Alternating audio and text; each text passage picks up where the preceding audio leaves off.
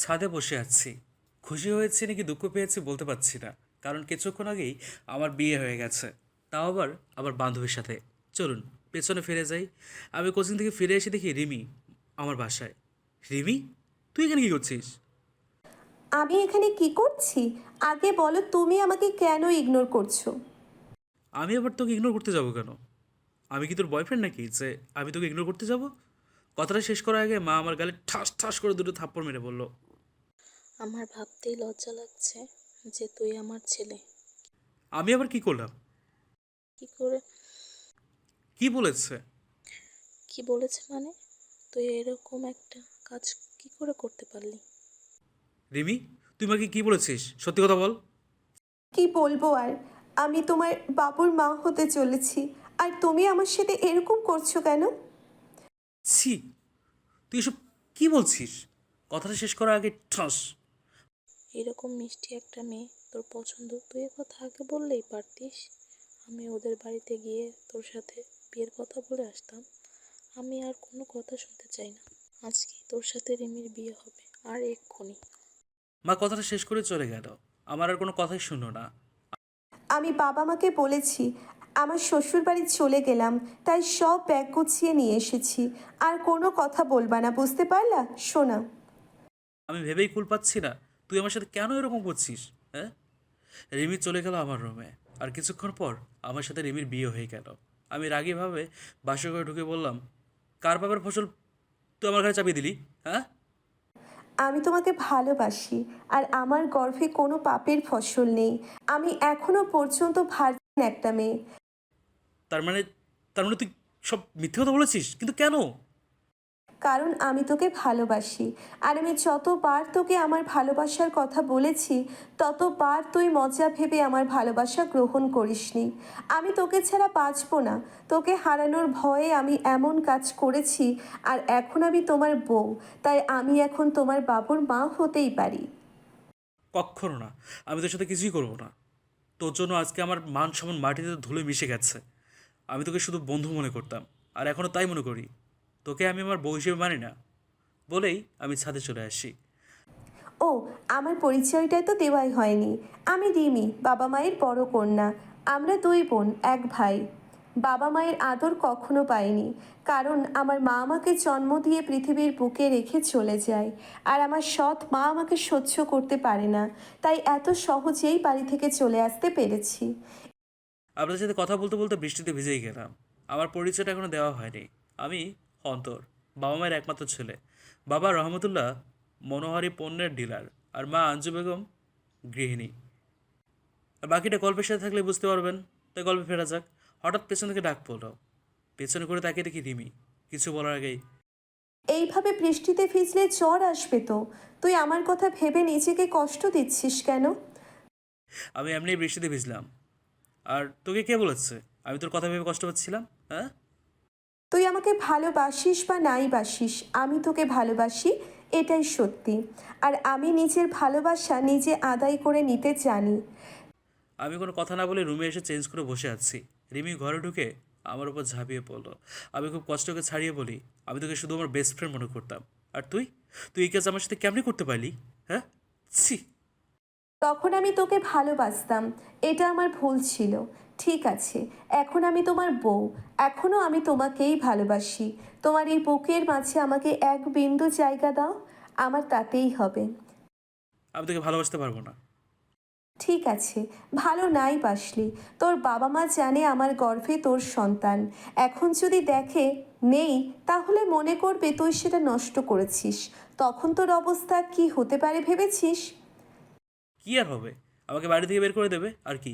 তুই তো তাই চাস। আমি মোটেও চাই না। আমি চাই শুধু তুই আমার হবি, আর কারো না। প্লিজ আমাকে আপন করে নে। আমি সত্যি তোকে ছাড়া বাঁচবো না। দেখ, আমার সামনে একদম ন্যাকামি করবি না বলে দিচ্ছি। সর সামনে থেকে। বলেই চলে আসতে যাবো, ঠিক সেই সময় রিমি আমার পা ধরে কাঁদতে শুরু করে। প্লিজ এমনটা করো না। আমি তোমাকে ছাড়া বাঁচবো না। আমি মরেই যাব। আমি রিমিকে ভালো নাইবা বাসতে পারি, কিন্তু ও তো আমার বেস্ট ফ্রেন্ড। তাহলে আমি ওকে কেন এভাবে কষ্ট দিচ্ছি? এটা করা আমার মনে হয় ঠিক হচ্ছে না। আর মূল কথাও আমাকে ভালোবাসে। আমাকে খুন তো করতে আসেনি, বা আমার তো কোনো ক্ষতি চায়নি। এই কথা ভেবে আমি ওকে উঠিয়ে আলতো করে জড়িয়ে ধরে বলি, আর কাঁদতে হবে না, আমি এখান থেকে যাব না, আর এখন ঘুমিয়ে পড়। আমাকে তুমি মাফ করে দাও, আমি এমনটা করতে চাইনি। এখন তো করে ফেলেছিস, আর কি করার আছে? আমি কি ইচ্ছা করে করেছি? তুমিই তো ক্লাসে এমন একটা কথা বললে যে কথাটা শোনার পর আমার তোমাকে হারানোর ভয় হতে থাকে, যার জন্যে আমি এই কাজ করেছি। কোন কথা? ওই যে স্যার তোমাকে যার জন্যে পুরস্কার দিয়েছে। ও, এই কথা। আসলে কালকে আমি রসায়ন পড়া শিখতে পারিনি, যার কারণে লাঞ্জু ভাই আমাকে বলে। একটা প্রশ্নের সঠিক জবাব দিতে পারলে তোমাকে আজ মাফ করে দিব আর পুরস্কৃত করব। কি প্রশ্ন? আমি উত্তর দেওয়ার চেষ্টা করব। এই ক্লাসের মধ্যে কোন মেয়ে বেশি সুন্দরী আর কোন মেয়েকে তোর পছন্দ? ভাইয়া ফেলে দিলেন তো কনফিউশনে। একটু ভেবে ভাব নিয়ে বলি, এই ক্লাসে কোনো সুন্দর মেয়েই সুন্দরী নয়, আর কোনো মেয়েকে আমার পছন্দ হয় না। একদম মনের মতো উত্তর দিয়েছো, তাই তোমাকে পুরস্কৃত করা হবে। এই কথা বলাতে তুমি এই কাজ করবে?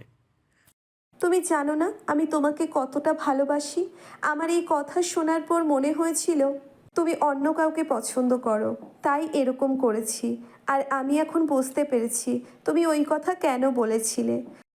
আচ্ছা, আমার জীবনে একবারই বিয়ের স্বপ্ন দেখি, আর আমাদের বিয়ে যখন হয়েই গেছে, আর কি করার, আমাকে মেনে নিতেই হবে। সত্যিই তুমি আমাকে মেনে নিয়েছো? আমি তোমাকে এখনো বউ হিসেবে মানতে পারিনি, আমার একটু সময় চাই। কথাটা শোনা মাত্রই আমি ওকে শক্ত করে জড়িয়ে ধরে ঘুমিয়ে পড়ব। ঠিক সেই সময় কি হচ্ছে তোমার? তুমি এরকম করছো কেন? আসলে আমাকে জড়িয়ে না ধরে ঘুমালে হয় না? আমি অন্য মেয়ের সাথে কোনোদিন ঘুমাইনি তো, তাই একটু অস্বস্তি বোধ হচ্ছে। এ কারণে তুমি এরকম করছো? ঠিক আছে, তুমিও আমাকে জড়িয়ে ধরে ঘুমাও। কি আর করার, বিয়ে একবারই করে মানুষ, আর আমিও একবারই করেছি, তাই মেনে নিতে হবে আজ আর কাল। আমি শক্ত করে জড়িয়ে ধরে পৃথিবীর শ্রেষ্ঠ সুখ অনুভব করতে করতে ঘুমিয়ে পড়লাম। ঘুম থেকে ওঠো, ঘুমন্ত রিমির মুখটা দেখতে কি মায়াবী লাগছে। আমি আর নিজেকে সামলে রাখতে না পেরে রিমির গালে একটা চুমু এঁকে দিয়ে ফ্রেশ হতে বাথরুমের দিকে রওনা দিতেই আমি ওর হাতটা ধরে আমার উপর ফেলে দিলাম। ও আমার হাত ধরে টান দিতেই আমি আর তাল সামলাতে না পেরে ওর উপর পড়ে গেলাম। আমি এরপর ওকে শক্ত করে জড়িয়ে ধরে পাগলের মতো কিস করতে থাকি। আমারও ভালো লাগছিল। আসলে আমি ওকে ভালোবেসে ফেলেছি, তাই আমি আর ওকে আটকাতে পারলাম না। আমি কিছুক্ষণ পর ওকে ছেড়ে দিলাম। এক নতুন শিহরণের ঢেউ খেলে গেল আমার শরীরের ভিতরটাতে। আমি ফ্রেশ হয়ে ডাইনিং টেবিলে খাবার খেয়ে বসে আছি সোফাতে, তখন মা এসে বলল। বিয়ে তো করলি, বউকে খাওয়াবি কি? তাই আমি বলি এবার তোর বাবার ব্যবসার কাজে হাত লাগা। ঠিক আছে মা, বলেই আমি খাবারের সাথে চলে এলাম কাজে। মানে আমার কাজ হচ্ছে হিসাব রাখা, আর বাবা শুধু অফিসে বসে পণ্য নিয়ে আসার কাগজ সব দেখাশোনা করে। আমি মার সাথে খাবার পর আমি মাকে সব খুলে বলি। কি তুমি তার মানে মিথ্যা কথা বলেছো? মা, আমাকে ক্ষমা করে দিন। আমি অন্তরকে খুব ভালোবাসি। আমি ওকে হারানোর ভয়ে এসব করেছি। কিন্তু আমার তো মনে হচ্ছে অন্তর তোমাকে মেনে নিয়েছে, তাই তোমার শাস্তি একটাই, আমাকে দাদি আর অন্তরের বাবাকে দাদু বানাতে হবে, তাও খুব শীঘ্রই। আমি মায়ের কথা শুনে লজ্জা পেয়ে হেসে উত্তর জানিয়ে চলে আসি আমাদের রুমে। রাতে সব কাজ শেষ করে বাড়ি ফিরতেই রিমিকে দেখে খুব খুশি মনে হচ্ছে, তাই জিজ্ঞেস করলাম, এত খুশি কেন আজ? আমি মাকে তোমার আর আমার মধ্যেকার সমস্ত কথা বলে দিয়েছি। মা কি বলেছে? মা যা বলেছে তুমি তা আমাকে দিবে। চেষ্টা করব। না, কথা দিতে হবে। মা যা চেয়েছে তা দিলে বুঝি বাবা মা দুজনেই খুশি হবে? হুম, খুশি হবে বলেই তো চেয়েছে। তাহলে আমি রাজি। বাবা মাকে বুঝি খুব ভালোবাসো? বাবা মাকে ভালোবাসবো না তো কাকে ভালোবাসবো? যারা আমাকে সারা জীবন ভালোবেসে এসেছে তাদেরকে তো ভালোবাসবো নাকি? বাবা মায়ের আদর কখনো পাইনি তো তাই বুঝি আমার মাঝে এই ফিলিংস নেই। মানে? আমার তো বাবা মা থেকেও নেই। থেকেও নেই মানে? যাই হোক, এখন আমার বাবা মাই তোমার বাবা মা। আর পুরোনো কথা ভুলে যাও, আর বলো বাবা মা কী চেয়েছে আমাদের কাছ থেকে। আমাদের দুষ্টু একটা বেবি চেয়েছে। ঠিক আছে, তবে আমার কিন্তু তোমার মতো মেয়ে বেবি লাগবে। না, আমার তোমার মতো ছেলে বেবি লাগবে। ঠিক আছে, আমাদের আল্লাহ তালা যা দেবে তাতেই আমরা খুশি। তাহলে কাজে লেগে পড়ো। তোমাকে কিন্তু অনেক কষ্ট করতে হবে।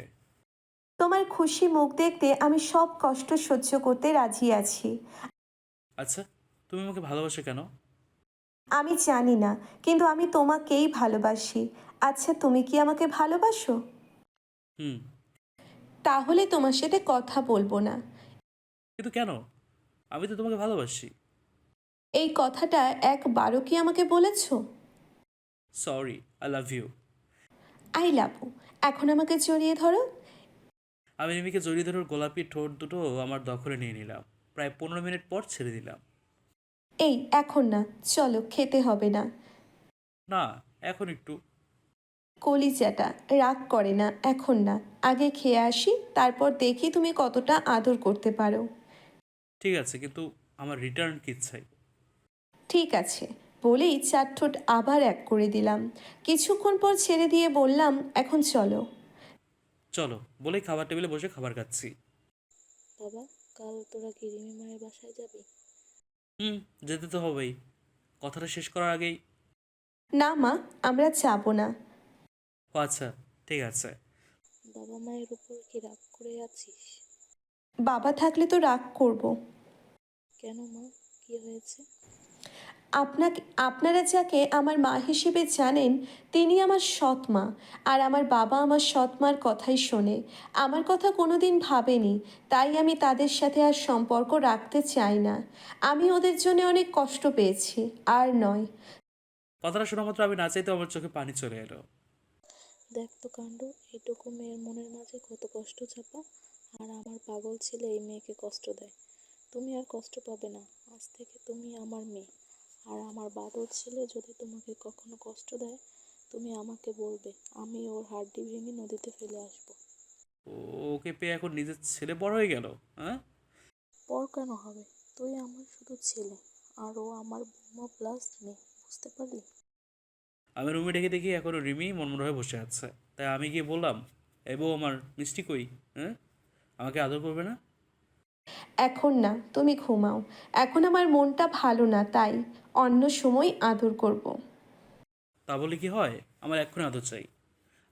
না, তুমি যাও তো এখান থেকে, আমার কিছুই ভালো লাগছে না।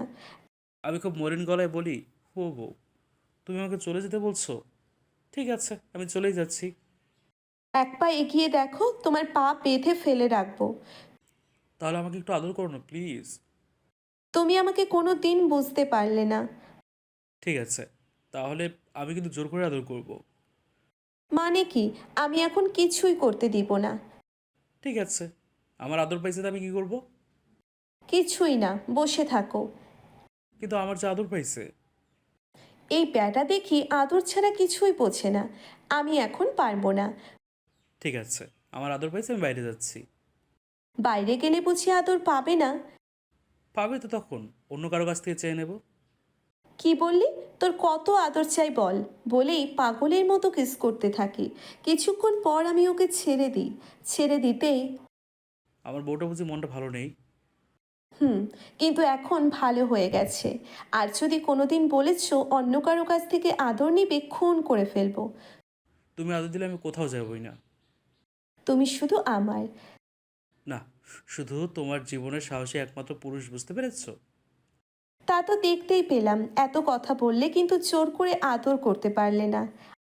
ও, তার মানে এতক্ষণ তুমি চাইছিলে আমি তোমাকে জোর করে আদর করি? হ্যাঁ, এবার দেখো, আমি তোমাকে জোর করে আদর করব। এদিকে আসো, এদিকে আসো না শোনাবো। আমি অন্তরের কাছে যেতেই ও আমাকে জড়িয়ে ধরে আদর করা শুরু করলো। কী ব্যাপার, আপনারা এখনও কান পেতে যাচ্ছেন? আপনাদের কি লজ্জা নেই না? হ্যাঁ, আর শুনুন, যাওয়ার আগে চ্যানেলটি সাবস্ক্রাইব করে যাবেন। আর ভালো থাকবেন। আসসালামু আলাইকুম।